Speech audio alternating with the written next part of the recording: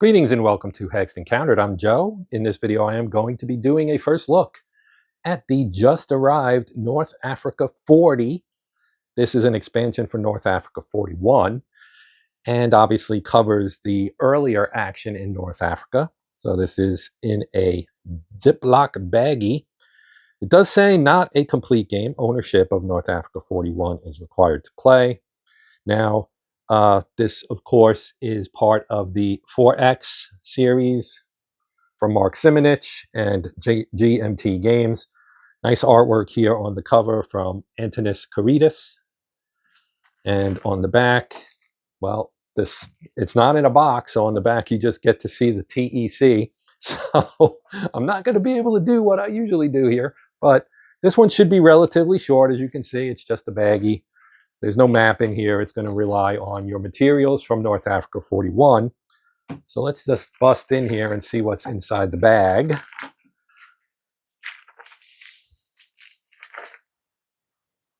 Okay, here is our cover. On the back, we have a map of the northern edge. It looks almost like an island, like Tarawa or something, but it's actually the northern edge of Africa, specifically Egypt, with El Alamein here in the middle, of course, Alexandria on the right. So this is for a specific, well, it says Space Saver display.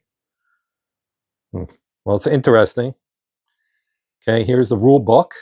It's actually fairly thick, 48-pager. So we will look at that, of course. What else do we have here? A little component review real fast. We got a counter sheet here. You can see we've got some, looks like some Italians here, and a handful of British forces at the bottom. No Germans. You do also have your replacements rather, and supply pool here. Your Babini Group, Operation Compass, Italian Army demoralized, the 4th Armor Brigade / 7th Armor, and the 7th Armored Division. Garrisons, various markers, Malta, etc. Not a ton, because as I mentioned, now this is nice and thick. This is your turn record track, and it is nice and thick. It's very thick cards. Well, I guess it's cardstock. It's definitely not paper. It's pretty thick. So here is your turn track from 1940. Covers the end of 1940, starting on September 1st. And running through March 14th, I guess, of 1941. Right. And we have our standard for the series, your axis setup and reinforcements. You can see this is almost entirely Italian, at least for this part. And then down at the bottom here, you can say not used in Operazione E or Compass scenarios. This is for 1940-41 extended campaign game only. So you are able to extend the game and connect it to 41. And then this is your Compass axis setup and reinforcements. So Operazione E on the front, Compass on the back. We have the same for the Allies with Operazione E and Operation Compass. And some player aid cards, as you would expect, 2 copies, 1 for each player. Got your CRT right on the cover here, with, of course, the key explaining what all the results mean. It's very basic, right? You've got your die roll here, simple D6, and your attack odds, and you just cross-reference. Very straightforward. This is a very straightforward system. Here's your determined defense table, isolation, attrition table, your rally table, your combat modifiers. On the inside, you've got an event table for the Allies and the Axis. You've got your shipping point cost table, key for replacement types and special rules based on the unit type, then port demolition and bombing, supply point capture, disengagement table, Italian camps, the O'Connor bonus for the Allies, summary of Italian demoralization, collapse, one-way marker, and your resource list here. And then on the back, as we already saw, the terrain effects chart, the good old TEC. All right, so that is your game materials. Now we'll take a quick look at the rule book. All right. Introduction, your contents, we already kind of saw that. The map. Now again, this is going to use the same map from North Africa 41. And then we've got our keys here for your sample units. You've got infantry and mechanized units, a non-combat unit, and an ASU.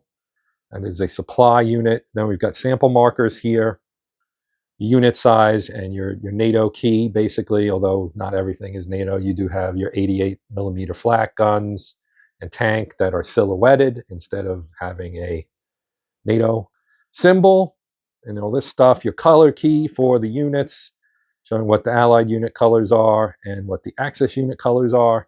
Our sequence of play. This is going to be real standard, very similar, if not exactly the same, probably as North Africa 41 rather. 1940 turns. Expansion, yeah, the expansion covers September 40 to December 41.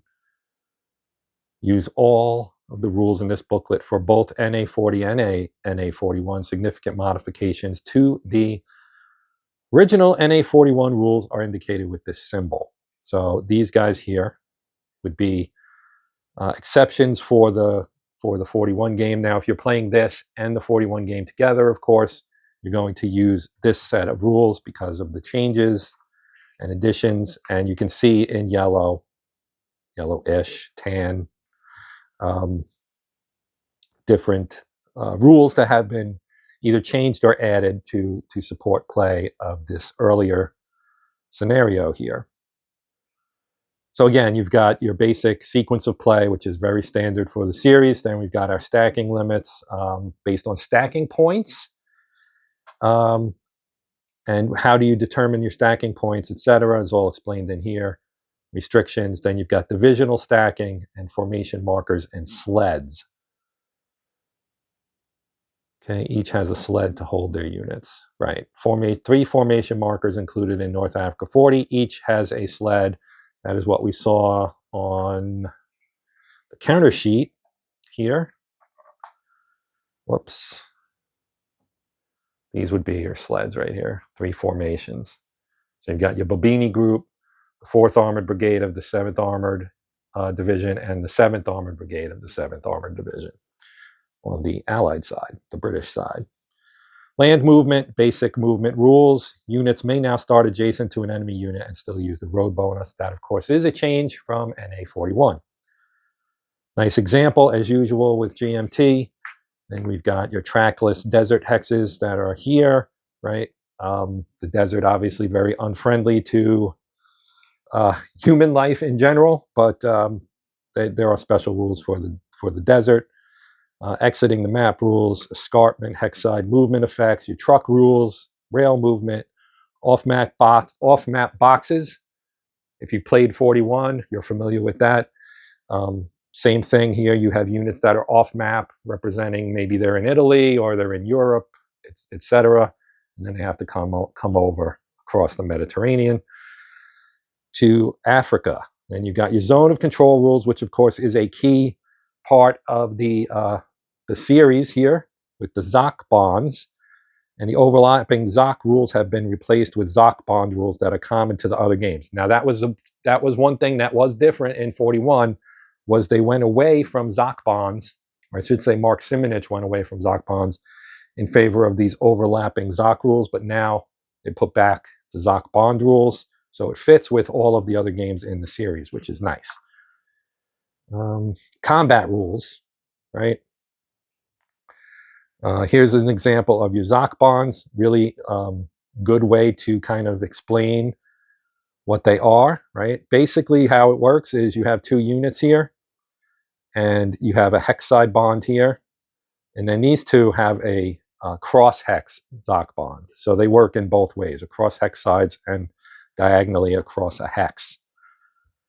And then you have enemy units that are inside that break it, basically. Okay, combat rules, pretty standard here. We got a slight modification there. And you've got automatic DS, which is a defender shattered result in combat. Here's your combat modifiers. Armor superiority. You do get your elite combined arms shift, just as is pretty standard. Your artillery support shifts. There are a couple of, this is a new rule here for your artillery support markers. I called them supply markers earlier. That's not correct. Design note, the changes in this paragraph above was to downgrade the status of 0 rated tank units. They can never earn or cancel a tank shift. In NA40, the Axis may not build fortifications until turn 14. Combat results, explanation, which is also on the CRT. Then you got how do you select your step losses, how do you indicate them, remnants, right? You have remnant units that replace full strength units after they've taken a certain number of losses. You have your determined defense rules, which is a way to kind of, well, as you might guess from the name, put up a more stubborn defense at the risk of increased step losses to lose less territory or perhaps remain in a hex. Retreating procedures, surrender. You've got elimination due to retreat, of course, disruption and recovery. Your advance after combat rules and how that is affected by zones of control, your enemy ZOCs. Breakthrough combat, right? It was a very mobile battle in general. So you had breakthrough combat. All of the games pretty much have breakthrough combat, but that's this is the rules for it for this game.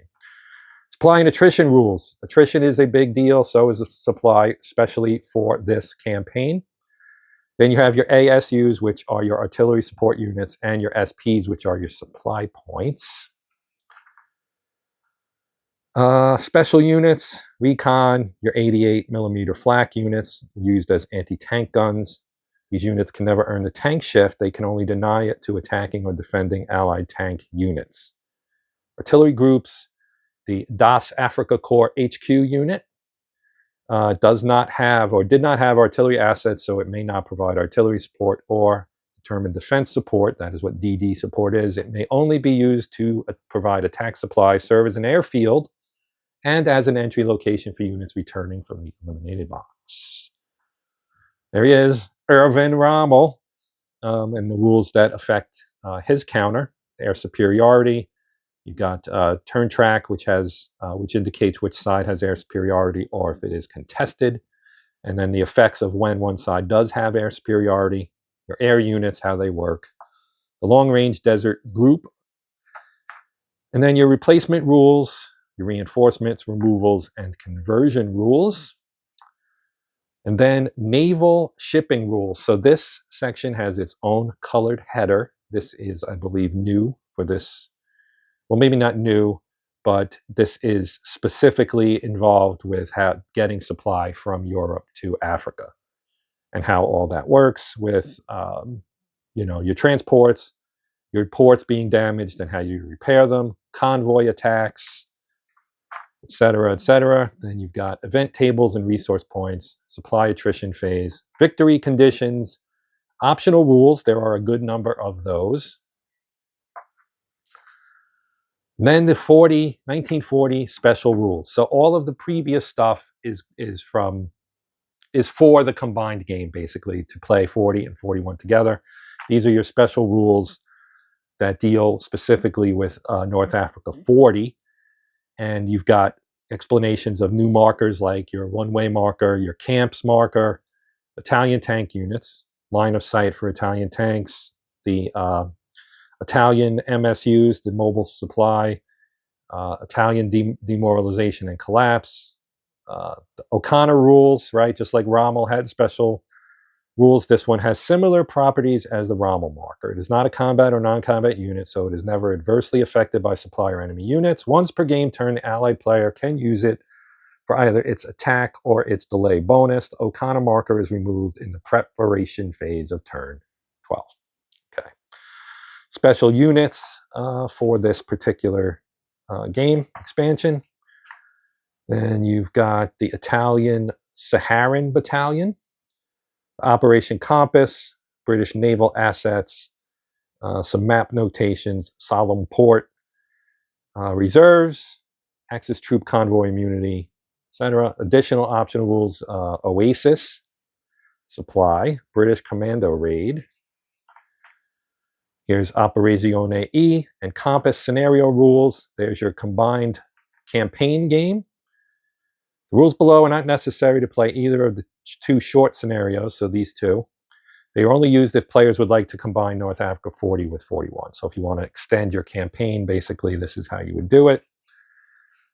And hints on play, so you get some hints on how to play Operazione E and Compass. Then had raiding tanks. Okay, this is the Italian M1139. Goes through how they rated that. Then here's an example of play from Operazione E, which is pretty detailed. Then we have one for Compass, an extended example of play. And we get towards the end here. You get your historical notes on the campaign and your bibliography, and then your some extras here. Your space saver map. If table space is an issue, players may use the space saver map so they do not have to fold out the far eastern parts of the map, which seldom comes into play. On the counter sheet, there is also a sled supplied for the Allied replacements and supply pool. So that's a cool addition because, yes, given the general, distances involved and supply and all that stuff, it is not going to be all that common that the Axis is going to push very far east.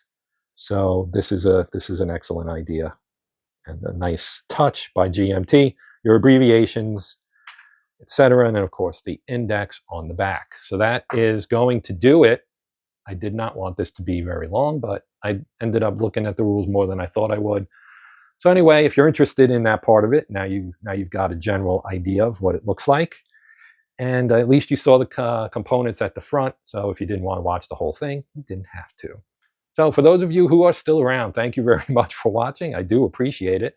If you have questions or comments, please put them in the comment section. I will do my best to reply as soon as I am able.